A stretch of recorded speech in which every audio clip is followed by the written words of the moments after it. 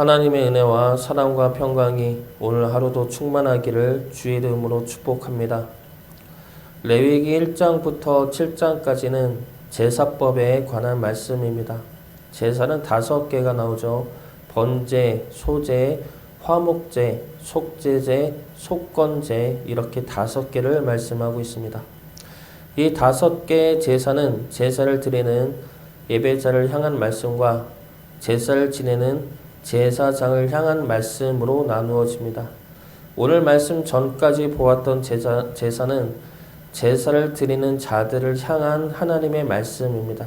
그리고 오늘 말씀부터 7장까지는 제사를 지내는 제사장을 향한 말씀입니다.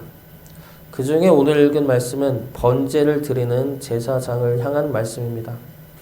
번제는 하나님 앞에 올려드리는 거룩한 제사입니다. 이 번제를 통해 하나님은 우리를 거룩한 백성으로 받으시고 우리는 구별된 백성으로 서기를 결단해야 하는 제사입니다.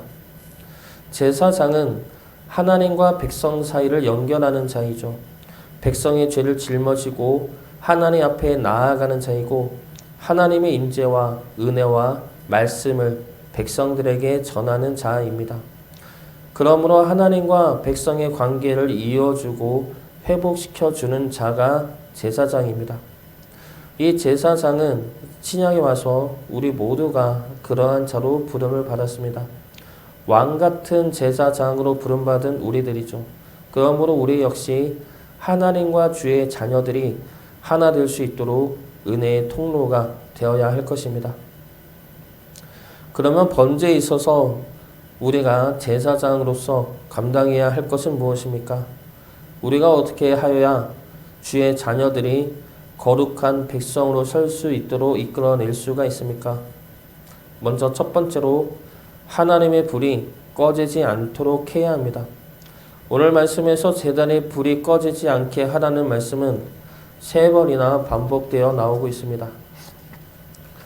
성경에서 반복은 강조이죠.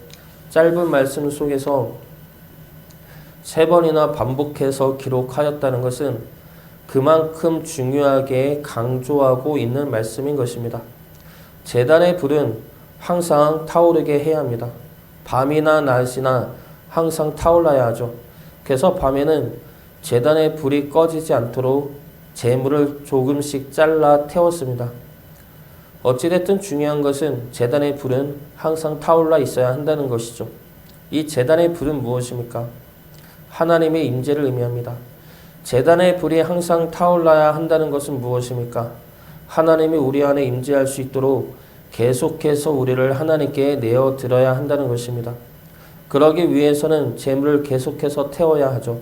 계속해서 하나님 앞에 재물을 드려 태워 올려드려야 한다는 것입니다. 우리가 하나님 앞에 드려야 할 재물은 무엇입니까? 하나님의 불이 우리 안에 있도록 하나님 앞에 태워야 할 우리의 재물은 무엇이 있겠습니까?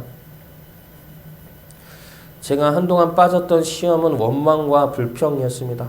원망과 불평이 있으면 하나님으로부터 오는 감사와 기쁨이 내 안에 들어올 수가 없습니다. 원망이 내 안에 있을 때 사람들은 감사할 거리를 찾아보라 말을 하죠. 그러나 그때 제 생각은 감사할 것이 없는데 어떻게 감사할 수가 있겠냐라는 생각이 있었습니다. 감사할 거리를 저 봐라 그러면 원망 안 하고 감사하지. 그런데 나중에 보니 그 생각은 순서가 잘못된 생각이었습니다. 감사는 항상 있었습니다. 감사할 것과 기뻐할 것은 항상 있었습니다. 문제는 내 안에 있는 원망과 불평이 감사와 기쁨을 막고 있었던 것입니다. 감사할 게 있으면 원망을 멈추고 감사할 것이다 라는 생각으로는 감사를 찾을 수가 없습니다. 원망을 먼저 멈추어야 그 안에 감사가 들어오고 기쁨이 들어오는 것입니다. 저에게 있어서 하나님 앞에 태워야 할 재물은 이 원망과 불평이었던 것입니다. 이 원망과 불평을 먼저 태우니까 하나님의 불이 내 안에서 감사와 기쁨으로 임재하게 된 것입니다. 하나님 앞에 태워야 할 재물이 무엇인지 살펴보시기 바랍니다. 그것들을 하나님 앞에 태울 때 우리는 하나님으로부터 오는 하늘의 신령한 은혜와 축복이 우리에게 임할 것입니다. 날마다 우리의 재물을 태우심으로 우리 안에 하나님의 은혜와 축복의 불이 임하기를 주의 이름으로 축복합니다. 두 번째로 거룩한 번제를 위해서는 정결한 옷을 입어야 합니다. 10절 말씀 보겠습니다.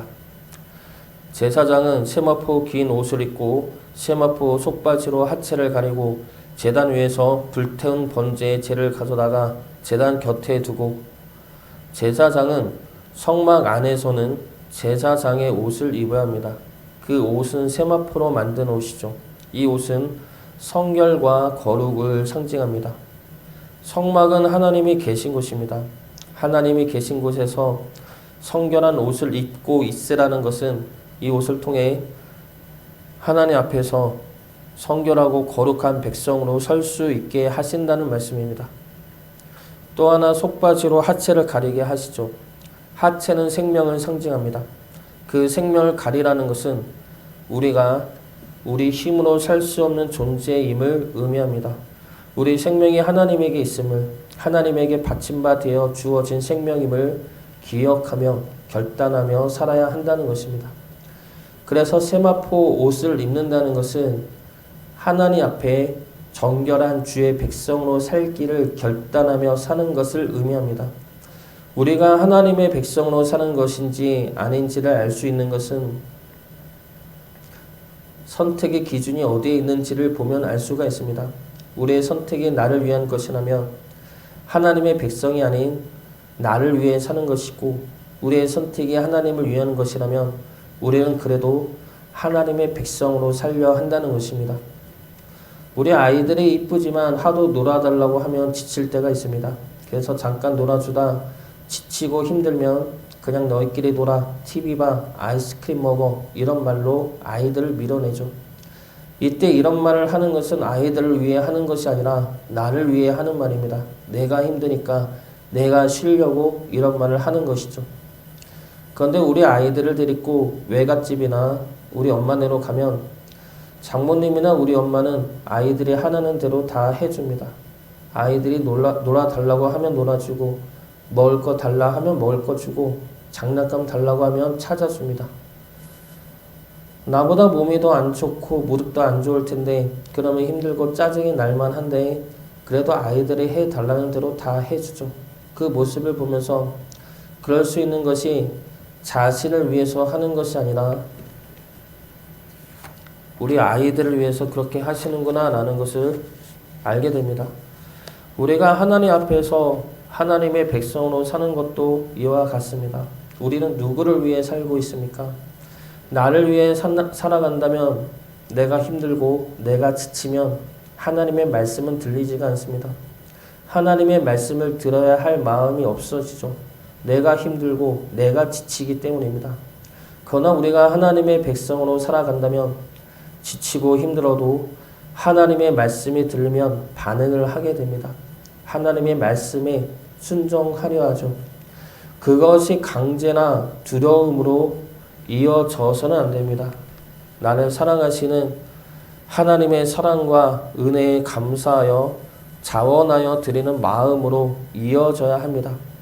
할머니들이 힘들어도 손주들이 이쁘고 사랑스러워 그들의 말을 들어주는 것처럼 우리 역시 하나님을 사랑함으로 하나님의 말씀을 들어야 할 것입니다. 이것이 하나님 앞에 세마포 옷을 입은 우리의 모습이어야 합니다. 하나님 앞에서 하나님의 백성으로 살기를 결단하며 하나님의 말씀을 들으며 살아가는 정결한 주의 백성 되기를 주의 이름으로 축복합니다. 마지막 세 번째로 거룩한 번제를 위해서는 그리스도의 옷을 입어야 합니다. 제사장은 번제의 재를 가져다가 진영 바깥에 버려야 합니다. 그런데 그곳을 갈 때는 다른 옷을 입고 가야 합니다. 11절 말씀 보겠습니다. 그 옷을 벗고 다른 옷을 입고 그 재를 진영 바깥 정결한 곳으로 가져갈 것이요. 번제의 재를 버릴 때는 다른 옷을 입고 진영 바깥에 버려야 하는데 그곳을 성경은 정결한 곳이라고 말씀하고 있습니다. 진영 바깥의 정결한 곳은 어디입니까? 진영 바깥인데 왜 그곳이 정결할 수가 있습니까? 진영 바깥인데도 정결한 곳이라 말씀하신 것은 그곳에서 주님이 돌아가셨기 때문이죠. 구약은 예수님을 예표하고 예수님은 구약을 성취합니다. 그래서 진영 바깥에 죄를 버리는 곳을 정결한 곳이라 예언하셨고 주님은 성문 밖에서 돌아가심으로 이 말씀을 성취하신 것입니다. 그러므로 우리를 성문 밖에서도 하나님의 성막 밖에서도 거룩한 주의 백성으로 삼아주셨으며 성문 밖에서도 하나님과 함께하는 정결한 주의 백성이 되게 하신 것입니다. 그러면 우리는 이제 무엇으로 옷을 입어야 합니까? 바로 그리스도로 옷을 입어야 한다는 것이죠. 로마서 13장 13절과 14절 말씀입니다. 낮에와 같이 단정히 행하고 방탕하거나 술 취하지 말며 음란하거나 호색하지 말며 다투거나 시기하지 말고 오직 주 예수 그리스도로 옷을 입고 정욕을 위하여 육신의 일을 도모하지 말라. 예수 그리스도로 옷 입는다는 것은 정욕을 위하여 육신의 일을 도모하지 않는 것입니다. 육신의 일이나 사람의 일이 아닌 주님의 뜻을 주님의 일로 이뤄내는 것이죠. 이 옷은 우리가 사람들 속에서 세상 속에서 입어야 할 옷입니다. 육신의 일을 도모하는 사람들과 사람의 일을 생각하는 사람들 사이에서 우리는 그리스도로 옷을 입어 사람의 일이 아닌 주님의 일로 주님의 뜻을 이루며 살아가야 할 것입니다. 예수 그리스도로 옷을 입으시기 바랍니다. 세상 속에서 주님의 옷으로 주님의 뜻을 이뤄내시는 거룩한 주의 백성 되기를 주의 이름으로 축복합니다.